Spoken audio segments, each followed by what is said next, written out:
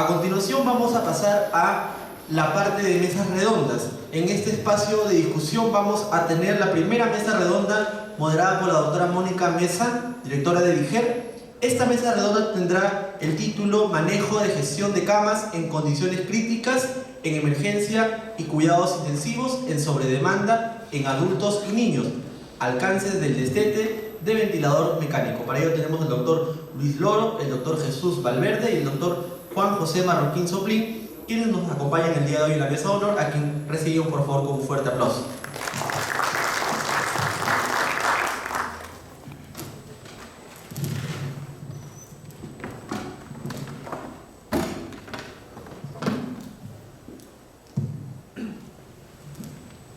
Bien, en esta oportunidad vamos a tener a cada participante, le vamos a pedir que por favor se tome unos 15 minutos de su tiempo para poder cada uno en esta primera rueda compartirnos las experiencias que han tenido en el manejo de emergencias masivas, no solamente desde el punto de vista de manejo de emergencia de adultos, sino también tenemos en nuestra mesa de honor al doctor Juan Marroquín Soplín, quien es jefe de emergencia del Instituto de Salud del Niño, y necesitamos saber también por qué ha habido un porcentaje de pacientes pediátricos críticos que han necesitado la atención. En Piura también tuve la oportunidad de verificar el tratamiento en pacientes pediátricos que quedaban con este síndrome, y es importante también tener una mirada que desde luego también tiene sus particularidades a diferencia de adultos. De manera tal que voy a comenzar esta rueda de exposiciones de la experiencia para que nuestros participantes entiendan la importancia de la gestión de camas desde la emergencia. Hay que garantizar la continuidad de la atención. La atención comienza en la emergencia, en donde está el médico emergenciólogo a la cabecera del paciente, y continúa la atención en áreas críticas a cargo del especialista de intensivos. Pero es importante ver esa mirada de inicio y la experiencia que ellos tienen. En ese sentido, primero compartiremos las experiencias del doctor Luis Lorochero, quien ha sido también director de la Oficina de Defensa Nacional, que actualmente dirijo, para luego cederle el espacio al doctor Jesús Valverde, quien es presidente de la Sociedad de Medicina Intensiva, y luego sellar estos primeros 15 minutos con la experiencia del manejo de pacientes pediátricos en emergencia con el doctor Juan Marroquín. Entonces cedo el espacio al doctor Luis Loro, y por favor alisten sus preguntas, porque después de esta participación vamos a tener también una rueda de preguntas al respecto. Doctor Luis Loro.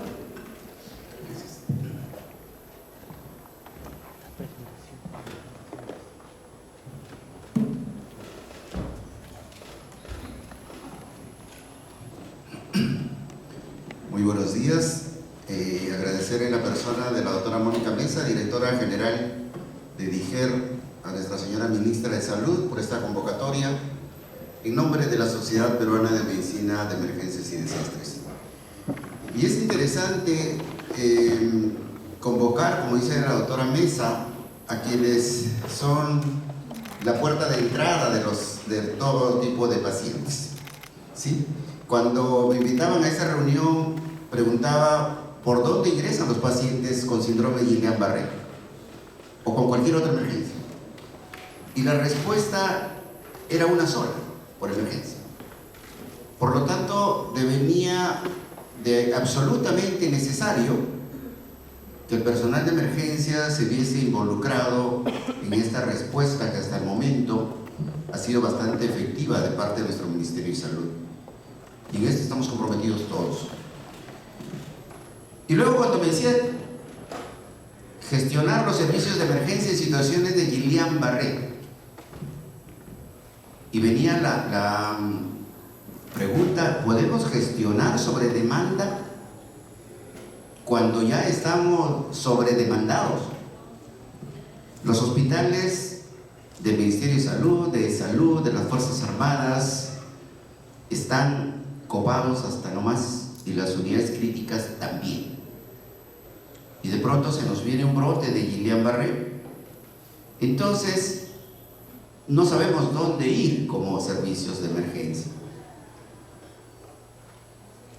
Pero este brote nos debe servir como enseñanza para hacer otras cosas, de tal manera que cualquier contingencia que llegue a nuestro país y a nuestro establecimiento de salud pueda ser manejado de manera adecuada.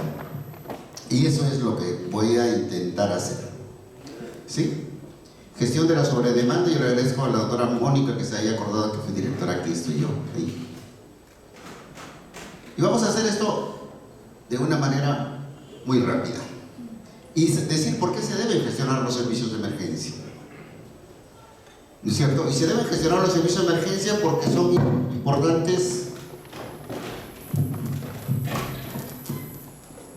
importantes centros de costo. Son muy caros los servicios de emergencia, por la gravedad y por el tiempo que suelen quedarse allí. Porque consume muchos recursos, demasiados recursos, porque el paciente está grave. Porque son fuente de gran insatisfacción, ¿no es cierto? El paciente que va a la consulta externa sabe que le van a dar cita para dentro de un mes o dentro de 2 meses, en el mejor de los casos. Pero si no le atienden la emergencia, sí se quejan, o sí nos quejamos. Entonces es un motivo de gran insatisfacción de la población. Por lo tanto, este es un gran reto para quienes hacemos gestión y para quienes hacemos labor asistencial. Entonces, por eso se deben gestionar los servicios. Porque si nosotros no gestionamos de manera adecuada los servicios de emergencia, vienen estos problemas. Incremento en la mortalidad de los pacientes admitidos a los servicios de emergencia. Mientras menos capacidad reactiva tengamos, el pronóstico de nuestros pacientes son peores. Al momento de tener más días a nuestros pacientes, tenemos complicaciones y por lo tanto esos costos que al inicio eran altos, ahora se vuelven mucho más altos. Hay insatisfacción del usuario porque se siente que no le damos la debida atención a ellos. Pero también hay síndrome de burnout o síndrome del trabajador agotado, ¿no es cierto? Y empezamos a renegar de nuestro trabajo cuando debería ser motivo de satisfacción. Entonces, cuando yo me despierto a las 6 de la mañana, hoy miércoles que estoy de guardia en mi hospital, lo primero que digo es, pucha, otra vez al trabajo, ¿no es cierto? Y empezamos a sentir cierta aversión al trabajo, y eso no debería ser. Y tenemos este síndrome de burnout del trabajador quemado, porque tenemos sobredemandado nuestros servicios. Pero debemos aprender a gestionarlos y debemos saber cómo se mueve nuestro servicio de emergencia en un hospital en condiciones normales, que ya estaba sobredemandado, y en condiciones de brotes, epidemias o desastres. Y tenemos que saber cómo es el proceso, el mapa de procesos en nuestra emergencia. Llega el paciente, ¿sí? Esta es la puerta de entrada, llega el paciente, va a triaje, si es que tenemos un área de triaje, admisión hospitalaria, sala de espera, primera atención médica, reevaluación médica y alta del servicio. Entonces esto tenemos que tenerlo mapeado. Y cada uno de nosotros, como decía bien la doctora Mónica, debe saber qué cosa hacemos, cuál es la función, cuál es el trabajo de cada uno.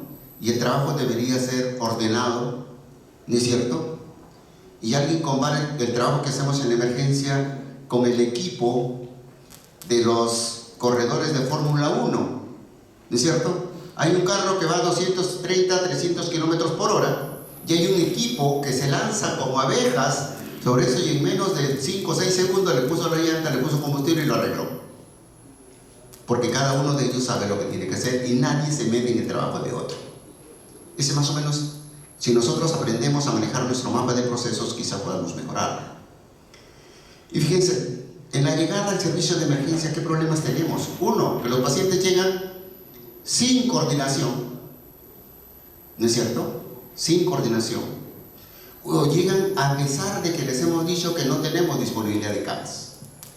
Nosotros acabamos de denunciar a las autoridades correspondientes, no al ministerio, que no tenemos camas en estos momentos y ha llegado a su salud a decirme que por qué no tengo camas. Y eso dice que guardia en el hospital. Llegan del extra hospitalario, de domicilio, vía pública, centro de reposo, traído por el SAMU, serenazgo, policía, o llegan transferidos a otros establecimientos de salud. Y esto ocasiona sobredemanda.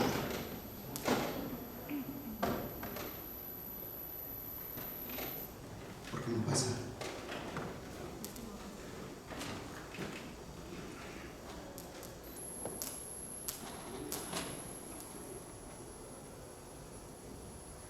Pero también tenemos problemas con el triaje. ¿no es cierto? Y tenemos con el triaje porque muchos establecimientos no cuentan con triaje. Y si cuentan con un área de triaje, no están adecuadamente capacitados el personal para hacer triaje.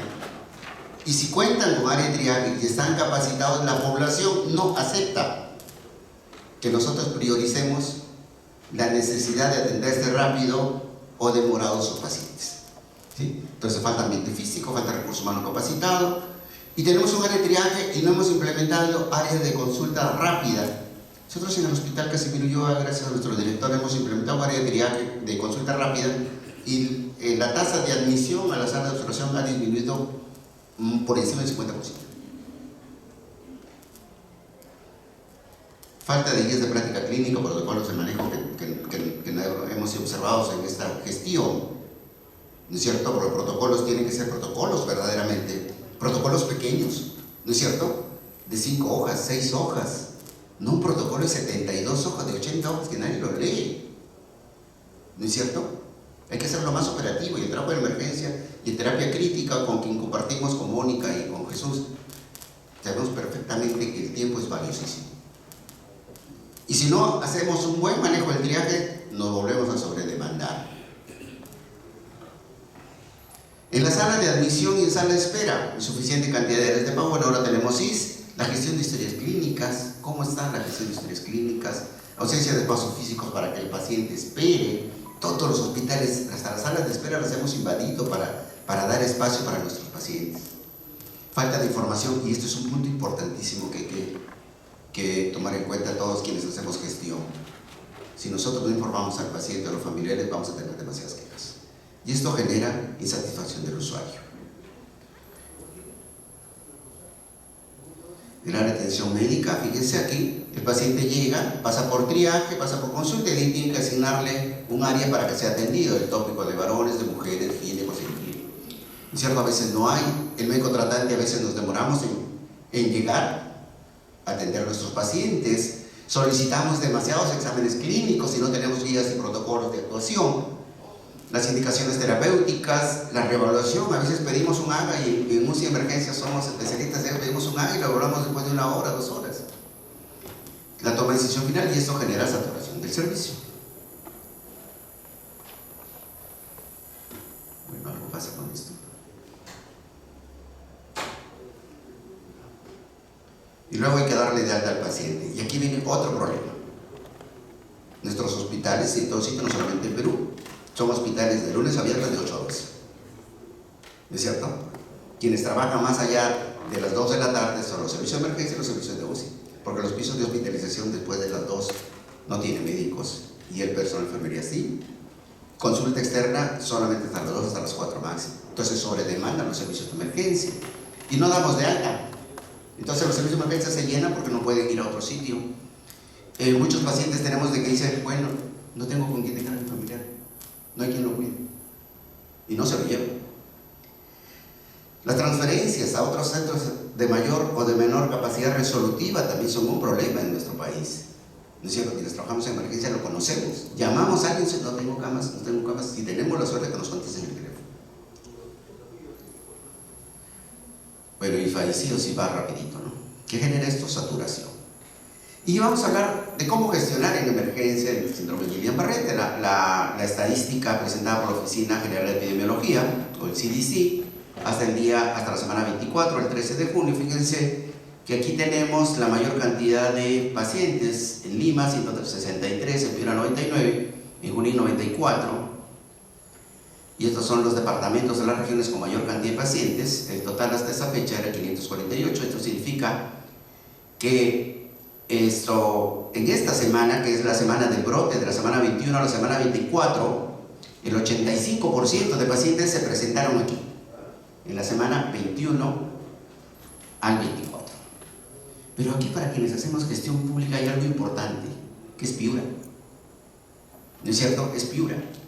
Y en fenómeno del niño tuvimos problemas con Piura. Y en el brote de dengue tuvimos problemas con Piura. Y en Guillain-Barré tenemos problemas con Piura.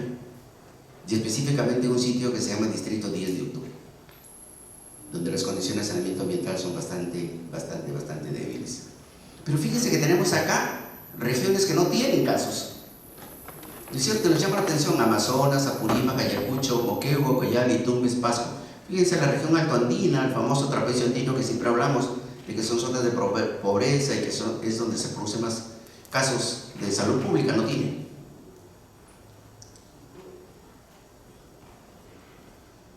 Esto lo conocemos. Por definición, Guillain-Barré es una polirradiculopatía inflamatoria mielinizante aguda de origen autoinmune. Y esto es lo que manejamos nosotros. El paciente ingresa a la emergencia, el paciente llega a la emergencia y va a un triaje. Y este triaje, por consideración a este brote de síndrome de Guillain-Barré, le hemos denominado a un triaje neurológico. ¿No es cierto? Todos los pacientes van, salvo los prioridad 1 que van directo a la unidad de shock trauma, pero todos aquellos otros pacientes que no son prioridad 1 van a que lo denominamos triaje neurológico. ¿Por qué? Porque tenemos la indicación de nuestras autoridades de que estos son prioridades y que tenemos que atenderlos, estemos llenos o no. Entonces, hay que enseñarle al personal de enfermería, que nosotros hacemos triaje con personal de enfermería, cuáles son los criterios para catalogar a un paciente como sospechoso de portar un Guillain-Barré. Entonces leemos y preguntamos aquí, ¿tiene síntomas neurológicos? Si la respuesta es no, puede pasar al consultorio de atención rápida, pero el personal tiene que estar capacitado. ¿Ok? Si la respuesta es no, va al consultorio de atención rápida. Si la respuesta es sí, va a un tópico de atención donde lo evalúa un médico. ¿Es cierto? Va al tópico de atención de varones o de mujeres, dependiendo del sexo. Y aquí, el médico que está en el tópico de atención y que ya tiene la sospecha de que puede ser un Guillain-Barré, busca criterios de gravedad. ¿Es cierto? Busca criterios de gravedad que ya el doctor Bueno nos enseña y que seguramente lo vamos a ver más tarde. Dice, no tiene criterio de gravedad, entonces pidamos evaluación por el neurólogo. Porque así como decimos que quien intuba mejor en las salas críticas es el anestesiólogo que intuba todos los días, quien tiene la responsabilidad de acá es el neurólogo. Nosotros recibimos al paciente, lo manejamos inicialmente, pero es él con la experiencia que tiene que nos debe ayudar más. Y si tiene criterios de gravedad, entonces llamamos a cuidados intensivos para ver la necesidad de que entre a cuidados intensivos. Entonces, el asunto está aquí. Este algoritmo. El paciente ingresa, va a triaje, se hace un triaje neurológico y se tiene síntomas neurológicos. Si es no, va a consultar de atención rápida. Si es sí, va a tópico de atención. En el tópico de atención, el médico dice, ¿tiene criterios de gravedad? Si es no, pide la valoración por el neurólogo. Y si es sí, ingresa a cuidados intensivos. Es decir, aquí no tiene criterio de gravedad, pero sigue la sospecha de Guillain-Barré. Está a cargo del médico de emergencia, asistido por el neurólogo.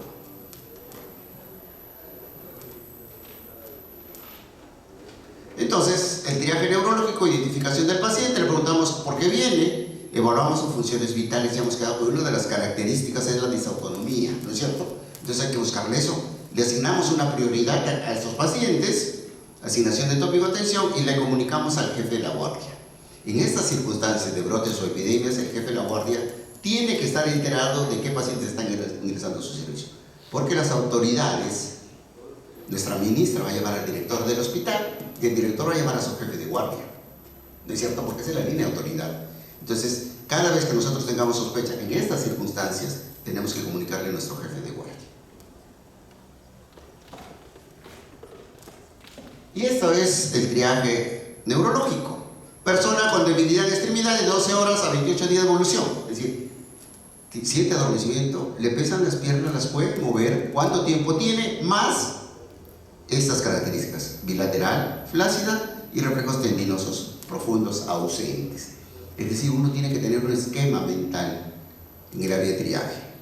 Debilidad muscular, ¿sí? Simétrica, bilateral, progresiva y con reflejos osteotendinosos disminuidos. Nada más.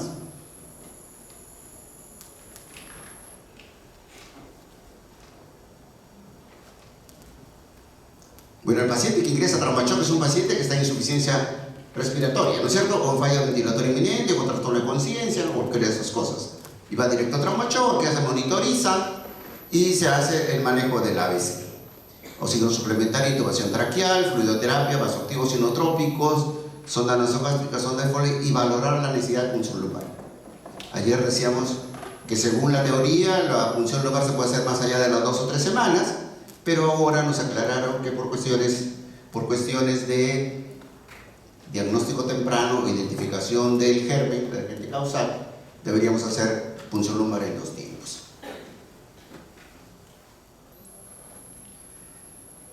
¿Qué buscamos en el tópico de atención, varones o mujeres? Buscamos esto, anamnesis dirigida, porque el tiempo es valioso en emergencia, dirigida a sintomatología compatible con Guillain-Barré, debilidad muscular y fatiga de músculos del cuello, buscando criterios de gravedad, y las extremidades, falta de coordinación, prueba índice nariz, cambios en la sensibilidad, adormecimiento, parestesias y dolor muscular, que incluso pueden parecer como calambres.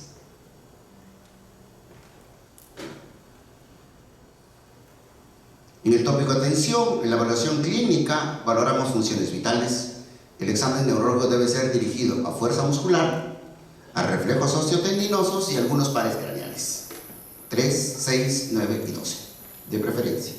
Es un examen clínico dirigido a buscar, a confirmar o incrementar la sospecha de Guillain-Barré y buscar criterios de gravedad para que nuestro paciente sea evaluado por la unidad de cuidados intensivos. Bueno, estos son los cuadros, el cuadro clínico reportado por la Oficina General de Epidemiología. El 56% tiene síntomas gastrointestinales, el 55% síntomas respiratorios, y esto es lo que se ha presentado durante este brote. Es información oficial de la Oficina General de Epidemiología. Luego que hemos valorado la anamnesis dirigida, el examen clínico dirigido, vamos a buscar criterios de gravedad. ¿Y cuáles son los criterios de gravedad? La frecuencia y el patrón respiratorio. Recuerden que la principal complicación de esto es agotamiento respiratorio y necesidad de soporte ventilatorio y mecánico. Frecuencia y patrón respiratorio, reflejos de deglución, ¿sí? Lenguaje, se puede solicitar estos exámenes, hemograma, velocidad de sedimentación, electrolitos, solicitar interconsulta en neurología y llenar la ficha epidemiológica que todos estamos en la obligación de hacer, porque la tenemos en el hospital.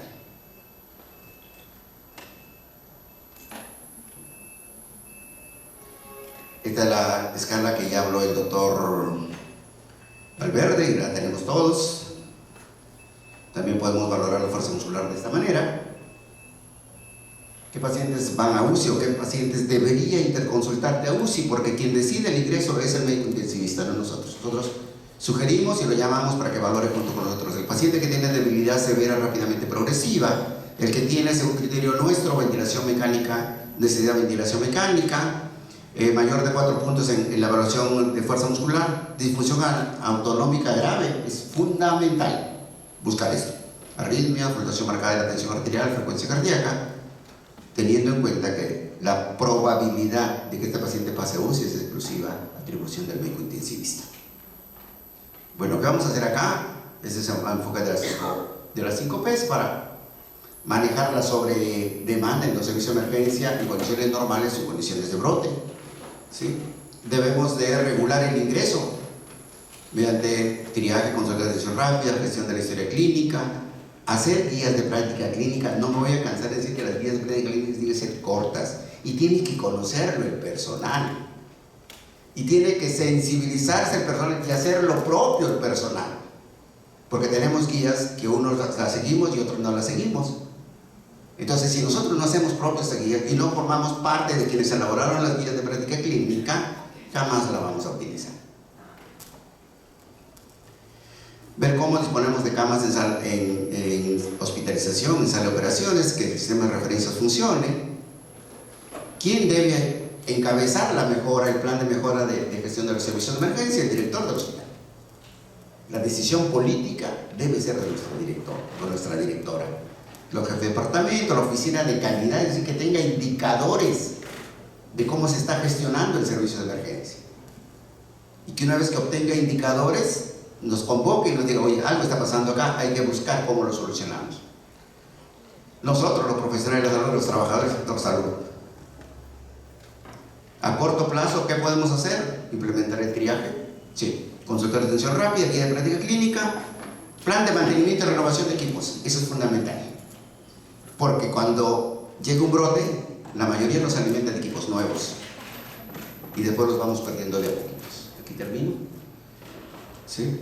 Para disminuir. ¿Para qué? ¿Por qué debemos mejorar? Porque tenemos que disminuir el síndrome de burnout entre nosotros. Muy bien. Y a veces nos dicen, pero queremos mejorar, pero no hay dinero. A veces no hay necesidad de dinero. A veces hay necesidad solamente de mejorar procesos y que nosotros salgamos de nuestra zona de confort. ¿Ok? Y pensar que el paciente es la razón de ser. ¿Ok?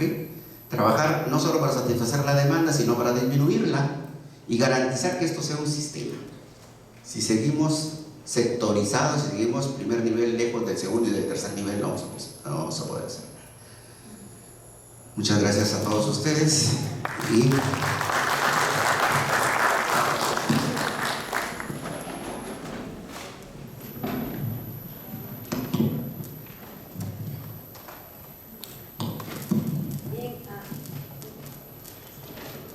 agradecemos al doctor Loro, realmente ha sido muy claro, ha complementado lo que habíamos hablado aquí. Quisiera tomarme unos minutos simplemente para dejar en claro las ideas que se han vertido.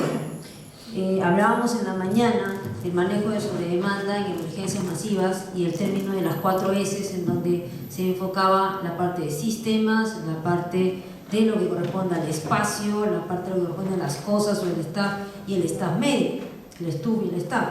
Bueno, el doctor Loro ha hablado específicamente de varios puntos, ha hablado del sistema en relación a que esto se complementa con el mapa de procesos. Es importante tener en cuenta que en la gestión de camas, los sistemas de referencia y la gestión de información tenemos que fortalecerlos. Es evidente que todavía nos falta un poco tener semáforos a ese nivel y poder tener no solamente una complicidad de pronto de responsables de emergencia que se conocen, sino hacer funcionar un sistema, ¿no? En donde cualquiera que ocupe el cargo puede gestionar las camas sin tener esa dificultad. Hablaba yo, por ejemplo, en el intermedio con un hospital, que no voy a mencionar el nombre porque de pronto ahí van a ir todos los pacientes, pero me dijo de que tenía, porque yo lo oferté, bueno, estamos adquiriendo ventiladores y se han manejado pacientes, no, tenemos suficiente, tenemos, entonces hay hospitales que tienen capacidad todavía. Y cuando yo hablé del tema de doctor Loro, permíteme mencionarle con la encargada del sistema de referencias, una de las primeras, de hecho, un estímulo para aceptar el cargo fue ver el tema sobre demanda, que luego me vi por las regiones, fue que se habían dado cuenta en las referencias que un porcentaje nada despreciable de hospitales, 40% de hospitales de Lima, tenían la capacidad para manejar sobre demanda. Y lo tenían muy bien mapeado. Y que había un 60% que por diferentes motivos no se ponían la camiseta y no manejaban sobre demanda. Ese es un gran problema que tenemos, doctor Loro, no sé cómo, pero que tenemos que, de alguna manera, a raíz de estas emergencias que vivimos, comenzar a transparentar. Creo que esto da pie para tener otra reunión y ver de posible tema que usted ha tocado tan importante. Lo siguiente que ha tocado es el tema de triaje en el área de consulta rápida. Y esto también en la mañana hablamos lo que corresponde a tener sistemas modulares, que ya hemos comenzado en el MINSA y los vamos a tener a partir de septiembre, que van a permitir de alguna manera ayudar en esa demanda, porque el tema de sobredemanda es muy grande, no solamente le compete a la emergencia, le compete a todo el hospital, no es un tema de emergencia, tiene que quedar claro, le compete a medicina, le compete a cirugía, le compete a lo que es geriatría, le compete a todo el hospital. Entonces eso es un tema que también queda a cargo por solucionar. Hablo del espacio, importantísimo. Fíjese que en Junín tuve la oportunidad de estar en el hospital regional y es un hospital que realmente sirve hasta de referencia para Lima. Es una infraestructura nueva que tiene una capacidad muy fuerte para poder atender toda la región, realmente una fortaleza increíble, y les apoyamos con ventiladores. Es verdad, faltan también potenciar recursos humanos, pero en cuanto a espacio, ahí están. Y termino con esto el punto de la guía de práctica clínica, que ¿en qué trataría en lo que hemos hablado sobre demanda? En la parte de sistema y en la parte de planificación. ¿Por qué? Porque dentro del sistema de comando está la parte de planificación. Y justamente esa función es la que determina el checklist de si se están dando las cosas bien, si se están cumpliendo bien o no.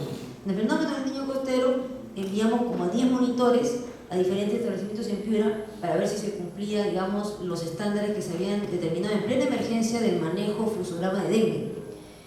Ahora también hay una guía, versión corta, que está circulando, se ha hecho difusión masiva, ¿Y quiénes harían esa función? Evidentemente no puede ser personal de emergencia, porque el personal de emergencia está viendo emergencia, tampoco el personal de UCI.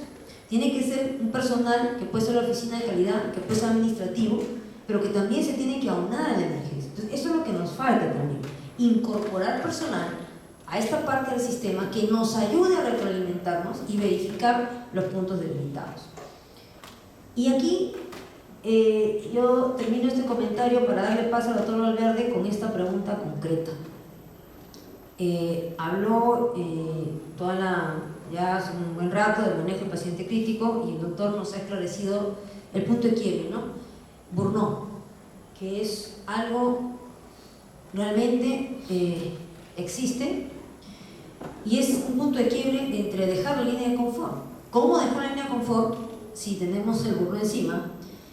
Y la pregunta para el doctor Valverde es, ¿cómo hacemos, doctor Valverde, y cómo establecemos la relación con el departamento, el servicio de emergencia, cuando tengo un paciente crítico, que no tengo una cama en UCI y que puedo habilitar por cuestión de sobremando una cama en emergencia? Primera pregunta para el doctor Valverde, ¿quién manejaría el paciente?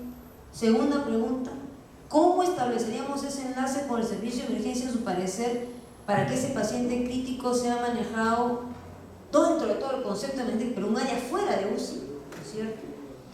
Y la tercera es, si en su hospital ha tenido esos casos, ¿cómo los ha manejado? Para poder de pronto tener luces de todo el aspecto que estamos tocando, viendo la parte práctica. Lo dejamos con el doctor Jesús Valverde.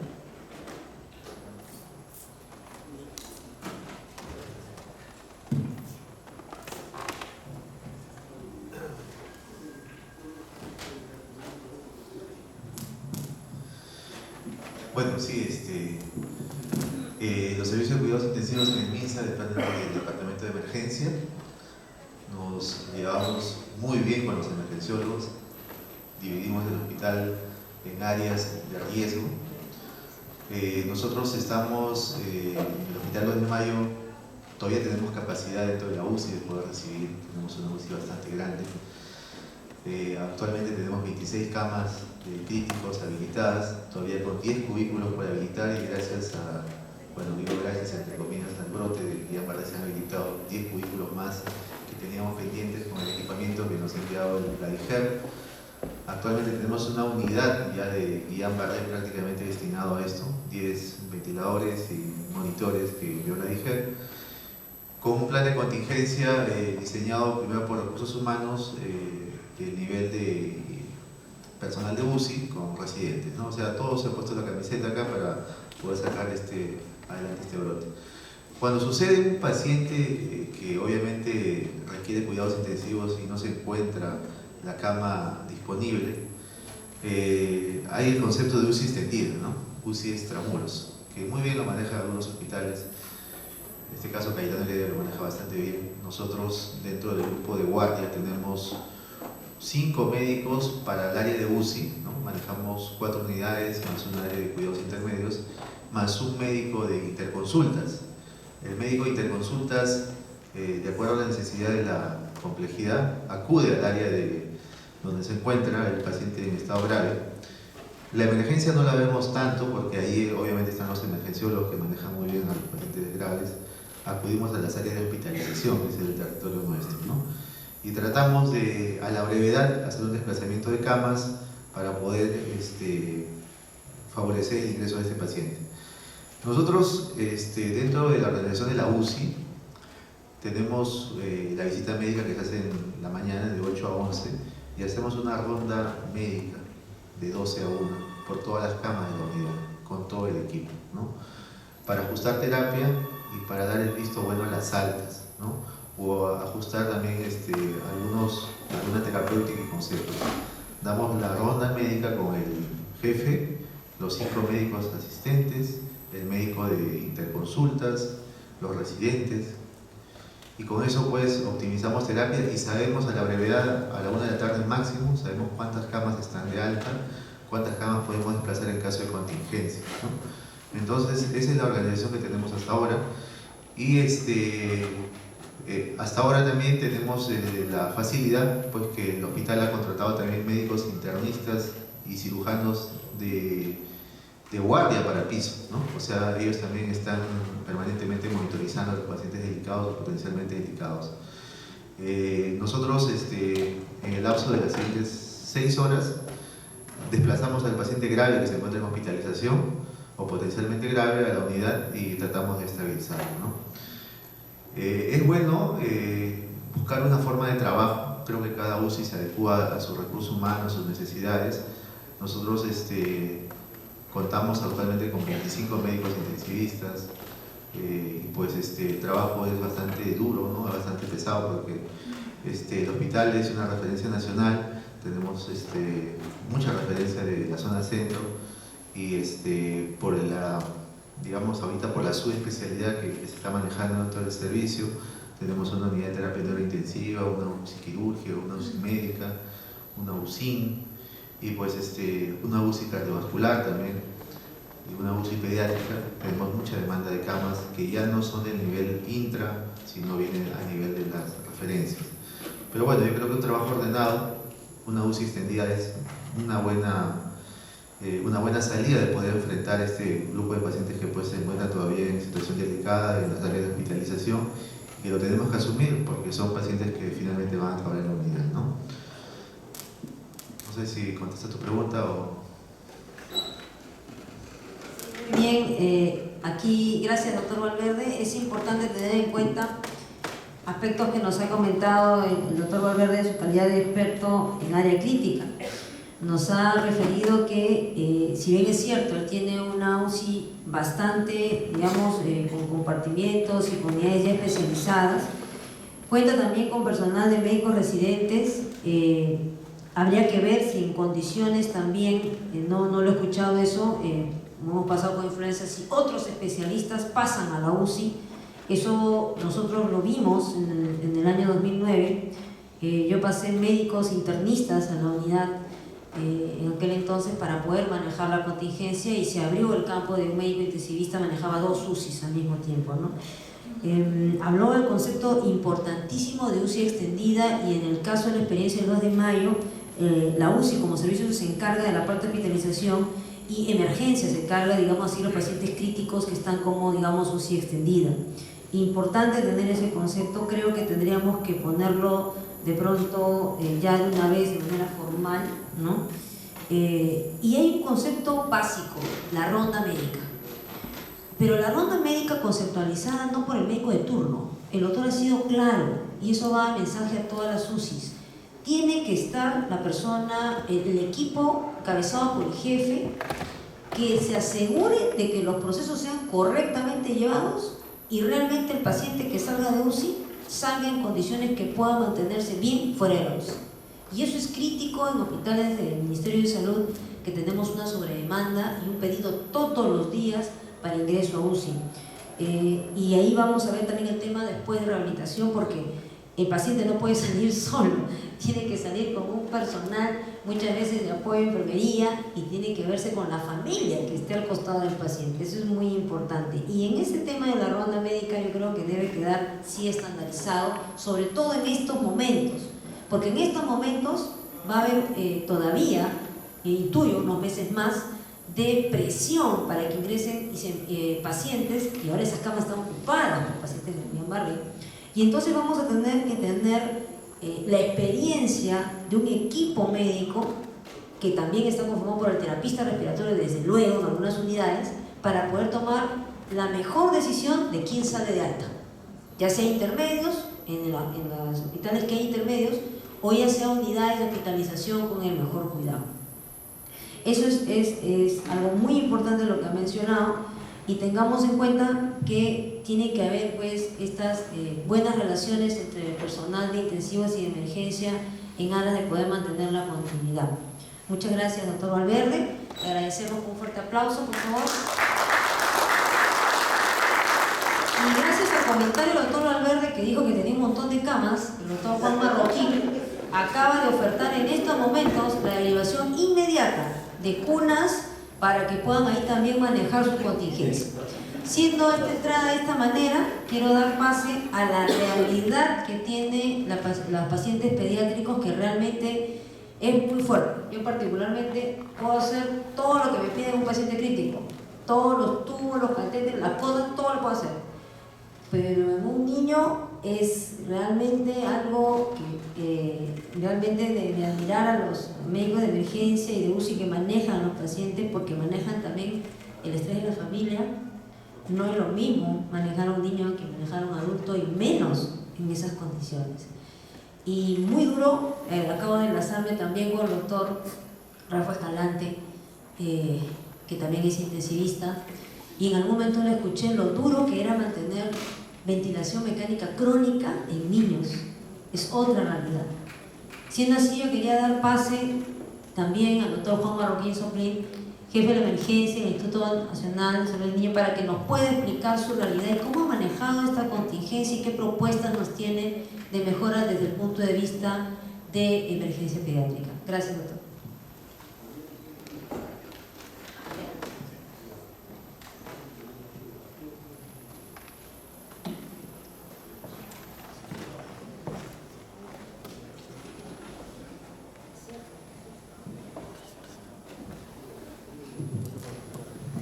A ver, primero buenas tardes. Quiero agradecer por esta invitación. Ya coordino todo, está yendo 3 cunas. Con paciente, evidentemente, no con mandazones. Lo segundo, rescatar lo que dice la doctora Mónica Mesa. Hace más o menos como 10 años estaba de guardia, era como las 2 de la mañana. Y recibimos pues la visita de los bomberos, que siempre vienen a ayudarnos, a dejar pacientes en realidad. Pero nos trajeron una cajita más o menos de 10 por 15, una cosa así. Y hay una placentaza ahí. Y dijimos, ¿por qué traen esta placenta? ¿Qué pasó? Entonces abrí la placenta y era un niñito más o menos de 800 gramos. Totalmente oscuro, ¿no? Negrito. Y los bomberos todos ahí mirando. Entonces, ¿qué hicimos? Jalamos, lo comenzamos a bolsear. Y el niño era rosadito, se puso rosadito, ¿no? Todos nos impresionamos por esa situación. Dije, qué bien, el niño está bien, tiene salud. No lloraba porque era un niñito prematurito, evidentemente 800 gramos. Dije, ok, llamé al neonatólogo, bajó. Le digo, mi hermano, le salvamos la vida, ¿qué hacemos? Bueno, doctor, ventilación mecánica, esto, y necesito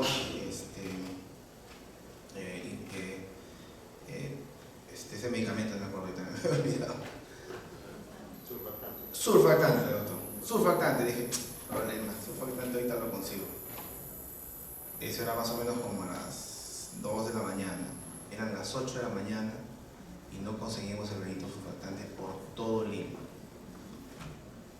Ese era para salvar la vida del niño. El niño se fue como a las 10 de la mañana a maternidad. Eso es un poco el esquema y la realidad que hasta ahora sucede. O sea, hemos cambiado en esos 10 años que ha pasado. Tampoco. Hace más o menos como 20 años hizo un stage de cardiología infantil en el Dante Passanese en Sao Paulo. Siempre lo comento a mis alumnos, ¿no? Porque es esquemático. Llega un paciente como a las 2 de la mañana totalmente cianótico, una atresia pulmonar, lo mete a la ventilación mecánica por salandina y a las 6:30 de la mañana llega el cardio intervencionista, hace un procedimiento, libera, el niño comienza de lo que saturaba 70, 80%, hasta menos inclusive, llega a saturar 95%, y a los 3 días se le quitaba el ventilador mecánico y salía de alta. Eso hace 20 años. Eso hasta ahora no hay en nuestra institución. Eso más o menos es el esquema en lo que nosotros estamos trabajando. ¿Le mando unas presentaciones? Sobre todo lo que es emergencia abril 2019. Para más o menos hacer un esquema de lo que tenemos en la emergencia actualmente, ¿no? Que eso es lo primero que quiero que rescatemos. Ese de ahí. Es cortito, 2 diapositivas para mirar.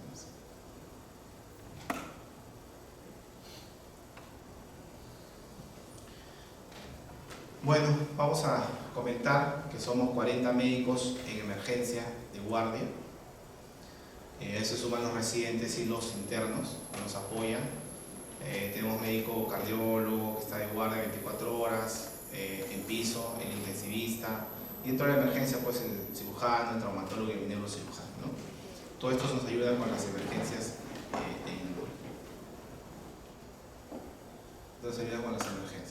Quiero hacer un poquito un esquema de lo que tenemos en emergencia. La próxima, por favor.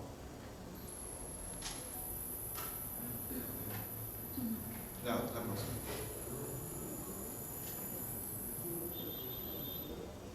Ya. Esto es más o menos lo que se vio en un día de triaje del niño.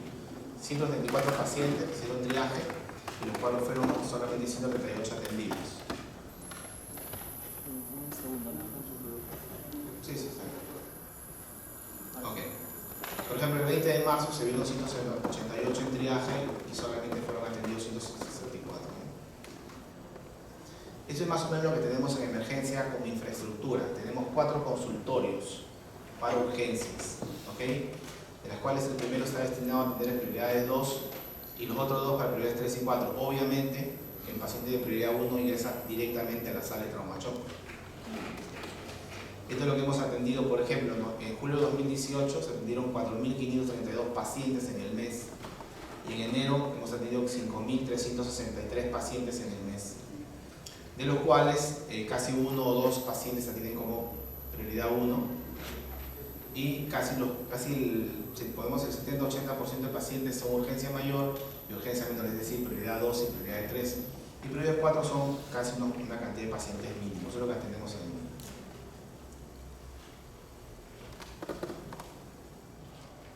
Ok, eso es lo que queremos para ahora, ¿no? Ya hemos modificado para poder atender más cantidades de prioridad 2 y prioridad 3 y 4. Eso es más o menos un aspecto de lo que tenemos en la institución del Hospital del Niño. Quiero comentar primero que hay problemas con triaje. El triaje se debe a una norma técnica de emergencia, pero no es un triaje que está dirigido de parte de la sindrómica, sino de manera por diagnósticos.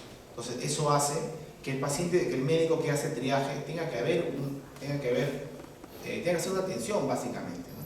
Porque tiene que atenderlo, ver la garganta, ver el oído, para poder ver en qué tipo de triaje es. No es como el triaje, por ejemplo, americano, francés, europeo, ¿no? Que es por síndrome de estado general, síndrome neurológico, síndrome respiratorio, punto, y pone el número. Eso haría un triaje mucho más rápido y más dirigido. Nosotros tenemos un triaje diagnóstico, o sea, diagnosticamos en el triaje y diagnosticamos en la atención. Hacemos doble atención, eso demora mucho más, por un lado. Por otro lado, hay una cosa importantísima, y eso tenemos que poner un punto aparte, reunimos todas las emergencias en realidad, pero lo que está pasando es que tenemos muchos pacientes no coordinados. Eso es un punto muy importante. Pacientes no coordinados recibimos en la institución a nivel nacional. Yo sé, por ejemplo, que ahorita como voy todos los días, a preguntar más o menos cuál es la cola de pacientes para venir al niño, y un promedio entre 50 y 60 pacientes piden referencia al niño a nivel nacional, que no podemos atenderlos. De 50 a 60 pacientes. Pero hay algunos que, bueno, no quieren estar en la cola, no quieren esperar y los mandan a su paciente, con todo y su ambulancia, su médico, su residente, su enfermera, y llega a la puerta de la emergencia e ingresa, ¿no? Y se atiende. Por motivo del paciente lo atendemos, pero lastimosamente eso crea un disconfort en el paciente, porque a veces no estamos preparados para recibir esa calidad de paciente, ¿no? Y se viola toda la norma de referencia y contrarreferencia, pero lastimosamente ese es de todos los días, de todas las semanas, de todo el mes, y no se hace nada para eso, tratar de pararlo, ¿no? En mi emergencia tengo 20 camas para atender de hospitalización, de las cuales 2 son para pacientes críticos, con ventilación mecánica. Son ambientes diferentes, tengo 3 ambientes para atenciones de hospitalizaciones, pero nunca tengo 20, siempre tengo 30 o 40. Usamos los pasillos, usamos la sala, usamos todo para poder atender al paciente. Y es verdad, su salud me dijo, ¿por qué tienes tantas camillas en el pasillo? Pues a mí me gustaría, por favor. No es así, y que prefiero tenerlos así a que en su cama se vayan a morir. Perfecto, doctor, muy bien, aprobado. Entonces, seguimos trabajando así. Ya la demanda es mucho mayor para nosotros. El problema de las camillas no es que no los queramos atender, sino que muchas veces los pacientes vienen con requerimiento de oxígeno y los pacientes no tengo oxígeno. no tengo una dotación de enfermeras extras para poder seguir atendiendo a estos pacientes. Y obviamente también, si el médico tiene que verse 7, 8 pacientes, se verá bien. Entonces, lastimosamente, el último paciente que se vea, ¿no?, que será a las 11, 10 o 10, 1 de la tarde, podría haber algunos problemas. Entonces, eso es lo que en realidad trae que nos traigan pacientes sin coordinar o que la sobredemanda de la institución sea cada vez mayor. ¿A qué se debe un poco? Bueno, y hay otra cosa también, que tenemos una infraestructura antigua. O sea, no tiene más de 20 años mi emergencia, en verdad. La verdad, no. La institución tiene 80 años, pero mi emergencia tiene más de 20 años. Pero tengo consultorios como de consultorio externo, ¿no? No son consultorios rápidos, que yo atiendo, sale uno, entra otro, viene la enfermera, resuelve. Entonces, consultorios rápidos no tengo. Tengo un consultorio grande, con un escritorio gigante, ¿no? Y para poder cambiar esa visión que yo tengo, que tenemos con mi jefe de departamento, de esa visión para hacer atenciones rápidas, reducir el tiempo de atención, que venga la enfermera de un tratamiento y se vaya a su casa, tengo que preguntarle a todo el hospital, ¿no? Y siempre hay gente, no, pero la bioseguridad, pero esto, pero el otro. Pero si cuando yo pongo camillas en un pasillo, ¿dónde está la bioseguridad? Ha habido momentos tan críticos que a veces teníamos que poner camillas muy juntas, no había biomos, ¿no? Una serie de cosas, pero bueno, nosotros hemos podido salir adelante. Entonces, todo esto que comento hace que haya una sobredemanda en la institución, en emergencia.